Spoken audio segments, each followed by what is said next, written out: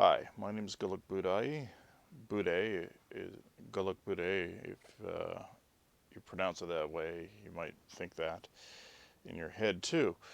So I'll just say that too. But I am a candidate for leadership for the Libertarian Party of Canada. And if you're seeing this at the convention, it's because they're nice enough to show it, and I couldn't make it.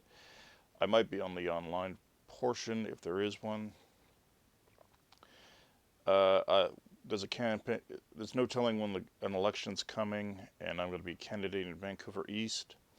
So I'm not sure. It's likely I will find it more effective to be at home, and also be a better re, resource factor, better for resources in the election district.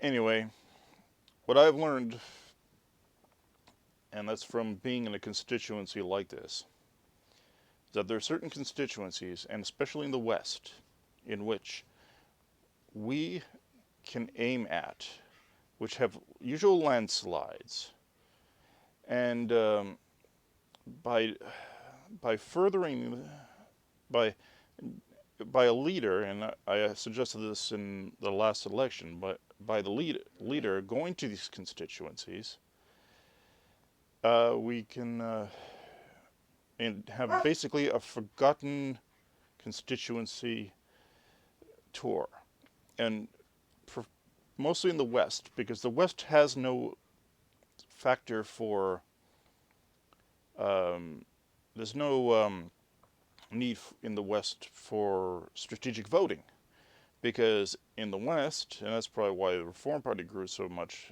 at its time, is because we already know who the government will be. If it'll be a minority government, it's usually decided by Alberta, and Alberta usually decides whether it's going to stay minority or become a majority. So basically, we have a strategic opportunity here to target constituencies in which the MP just, or the party of the MP just sits and wins without anyone really challenging them, and put in a real challenge. Like Vancouver East, I'm sure there are a few others out there too. I just know my area, frankly. And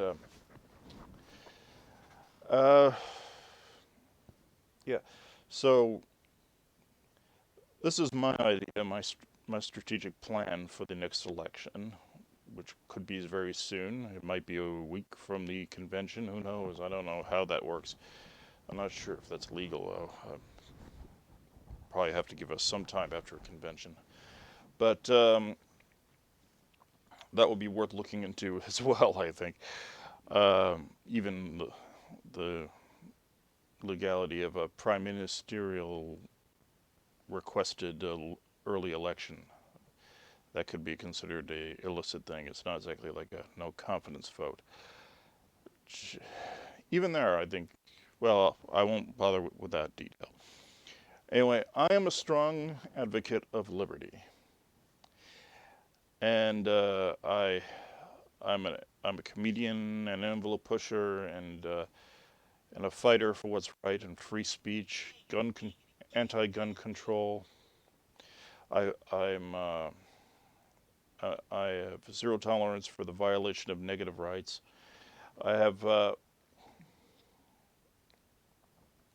I've been staunchly fighting for ways to replace taxation with something uniquely different, or at least the commonly known taxation, where they take income from your tax. Well, basically, they make businesses tax collectors, and we got to stop that. And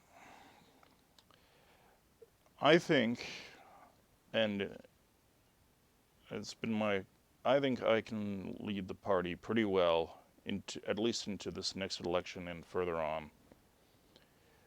Uh, and I've and it's very hard. So sorry if I stammer a bit, but I'm kind of preaching to the converted here. So I don't think I really need to say much more than that I have an idea.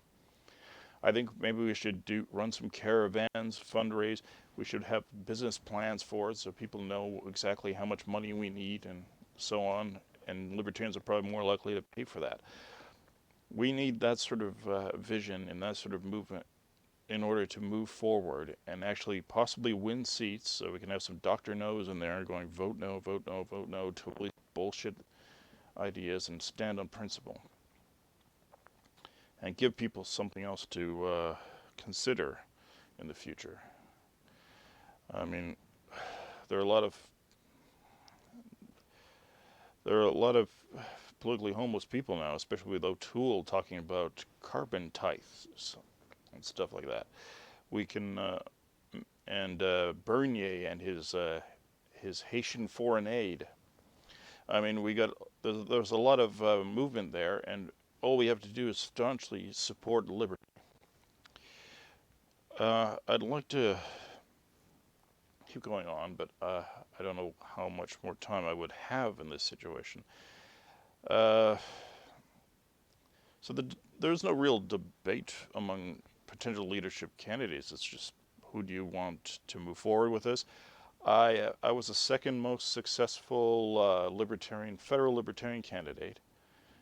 Uh, Basically, I was completely on foot in Vancouver East, and with a bad knee, and I was up against a PPC candidate who had a car, and we almost tied, and also an organization. So I me and a financial agent.